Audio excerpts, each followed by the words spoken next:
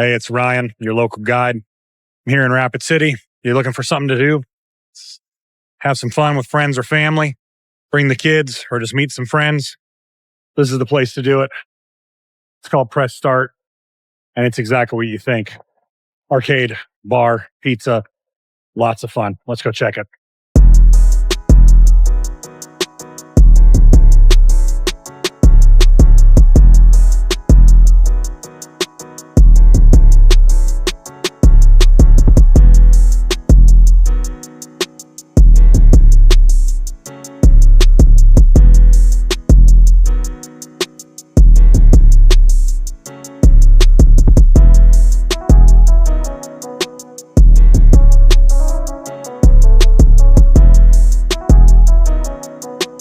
I'm here at Press Start. I'm with Marc Linn, the owner of Press Start.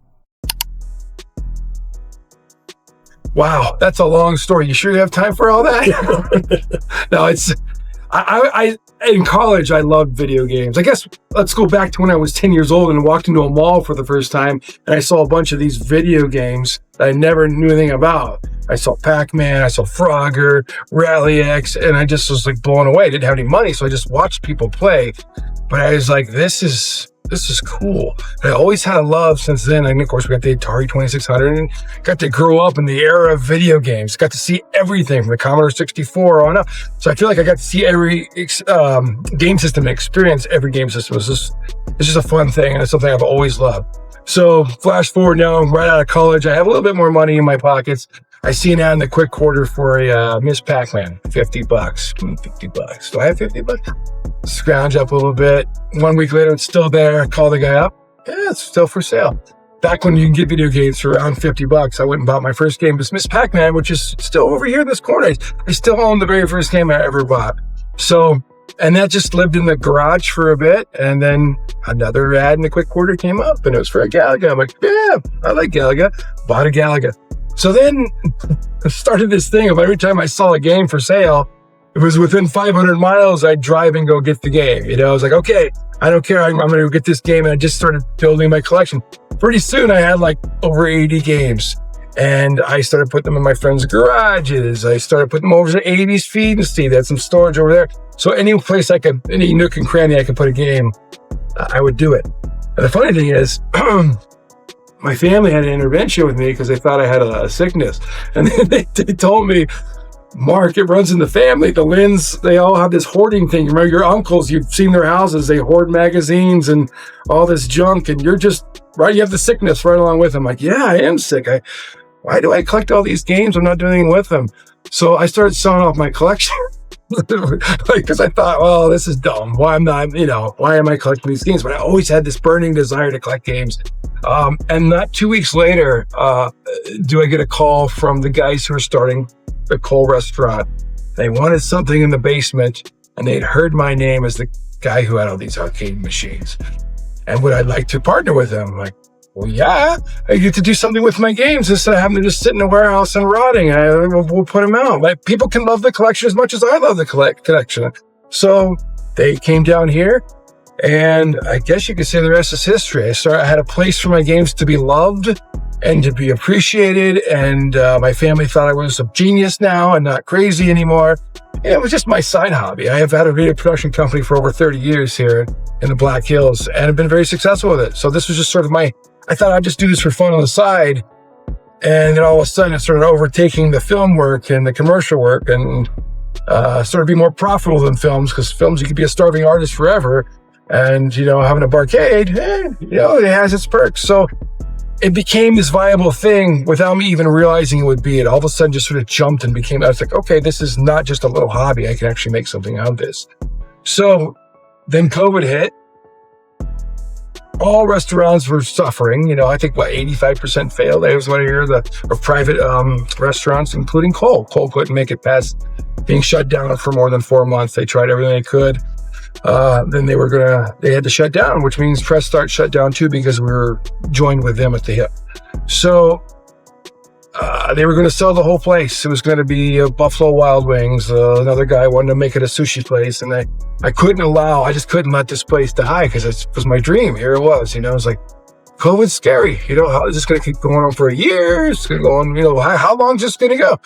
So these guys were out. I had the first chance to buy if I wanted to. And I went to the bank and said, hey, you guys believe in me enough to make this happen? I got my family involved again. I said, you guys believe in me enough to make this happen? And everybody said, yeah, let's make it happen. So we rolled the dice. We got through COVID. We opened up, and we've been going on pretty strong ever since. And now I can just rotate. Now I have over 300 games. I can rotate them in and out when I want. I buy new pen balls, and now I have the freedom to really make this thing what I want it to be. And it's just a blast. It's having a great time doing it. It used to be Dragon Slayer because that Laserdisc, as a kid, it still just blew me away. I'd watch that. How do you play a cartoon, you know? So it's over there. So I have that game. I still love that game. But as far as the one I'll play a lot, that's Pac-Man Battle Royale right there. It's a 4-player Pac-Man game. It's a different game every time. I don't care how good you are at Pac-Man. We had the world's greatest Pac-Man player here. And he, you know, we could beat him because the game's so different. We could all gang up on him and stuff. So you could play it. There's always screams. If I'm upstairs and I hear screams downstairs, I'm like, oh, it's Pac-Man Battle Royale. People are just going crazy and playing that game. So that's got to be my favorite game now. Most played game is the Mario Karts, believe it or not. So I'm going to get 2 more of those to have 4 linked together. We have 2 linked together. That game's a blast too. Everybody loves Mario Kart. So we have 2 of those. And that and air hockey. We have a 4-player air hockey, which people always are spilling drinks on. So it's hard to keep it clean. But that's the problem. We have a nightclub and an arcade. And most arcades, they say no drinks. You know, you go to the sign, no food, no drinks. And that's the one thing I have to worry about here is like we have a nightclub. People bring their drinks and they get spilled on them. You know, I've had 2 pinballs get ruined by drinks being spilled on them. Fell on the boards, toast. Game upstairs, I've had 3 upstairs get the drinks spilled on because I use the games as tables. They get knocked over, hit the boards, fried. So I've tried to seal up some. I've tried to do the best I can, but that kind of just, I used to get mad about it, but like that comes with the territory. If you're going to have an arcade with a nightclub, a arcade, you have to accept the fact that you're going to have some things happen. So now I have lots of spare boards and spare games. I don't get mad about it anymore. I'm like, life's short, just relax. If a game gets ruined or spilled on, it's going to be okay. They are my babies. I do care about them. Like I said, it just comes with the territory of owning an arcade. Yeah, I think a lot of people don't know that after 10 p.m., we become a nightclub.